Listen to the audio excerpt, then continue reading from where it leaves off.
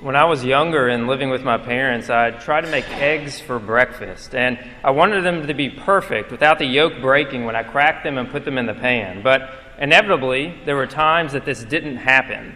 And as a kid, I was primarily driven by my passions, and so I'd get angry when they weren't perfect, and I'd toss them in the trash. Well, since then, I've learned that when the yolk breaks, it's time for scrambled eggs. But imagine if God was like this. He created the world and wanted it to be perfect, but then when we're in the pan, so to speak, it wasn't perfect. Sin damaged God's creation. He could have tossed us in the trash and started over, kind of like the eggs, but instead he worked with what he had. He took an alternate approach to creation and made us something better than we were before. He gave us a future with him. In our first reading, Isaiah, he spoke about a future for Israel. The nation will no longer be forsaken or desolate. This prophecy, it came when the Israelites were exiled in Babylon. They were a defeated nation. It looked like God had abandoned them. And I'm sure some of the Israelites thought that they'd live the rest of their lives in exile. But through Isaiah, God gave them hope. It wasn't just a promise of a return to an old way of life, but he promised them a future glory. Israel would become a glorious crown in the hand of the Lord and a royal diadem.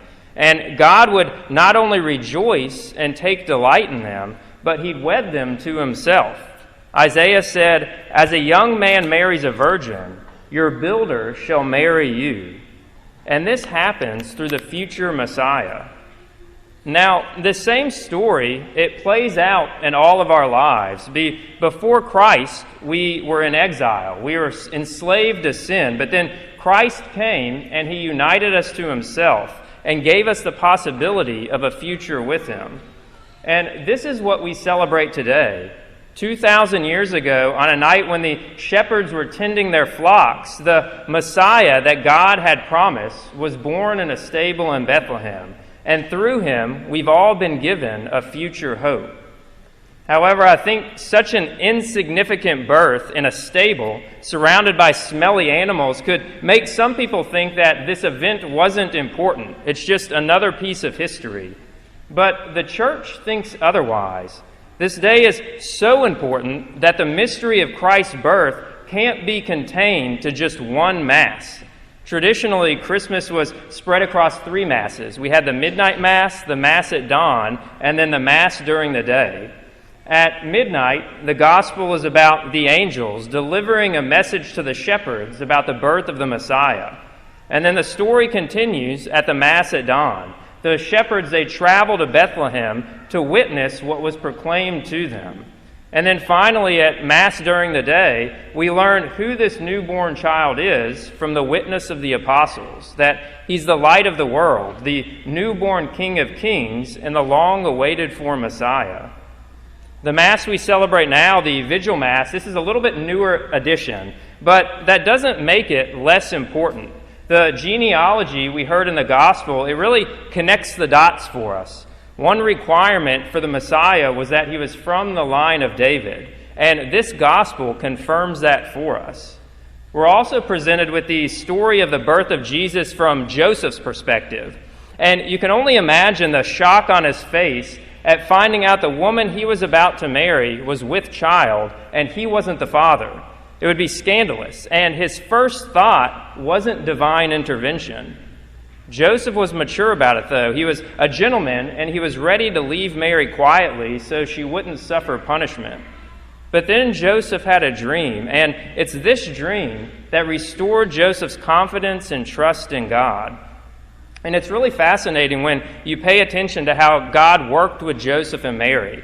We could say that he made himself dependent on them to bring about the birth of his son.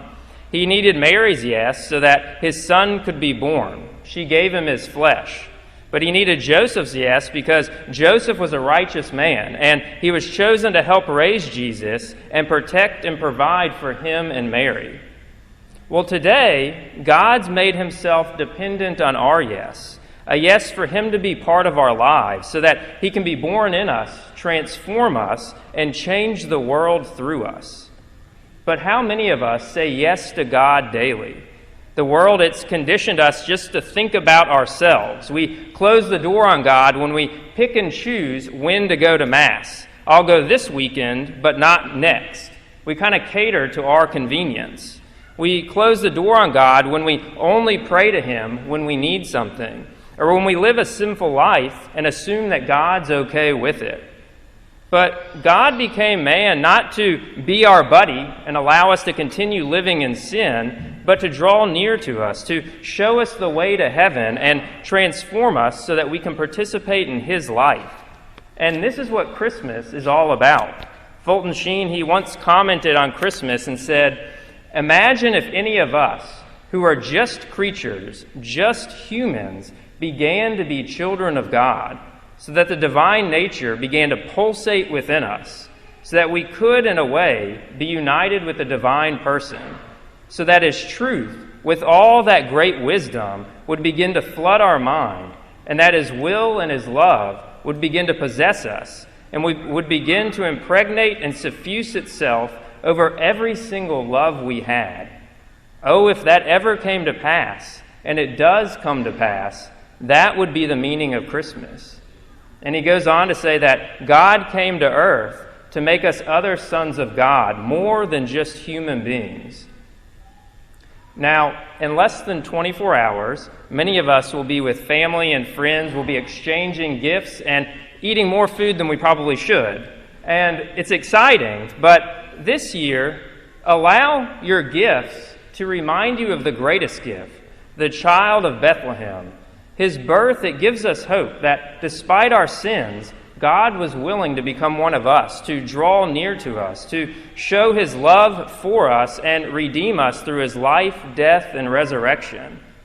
What we have to decide is what we'll do with this gift by the way we live our lives. Will we continue to be the Catholic who doesn't even meet the bare minimum required of us in terms of Mass and confession? Will we distance ourselves from God because we're stuck in sin and we don't feel worthy of His love?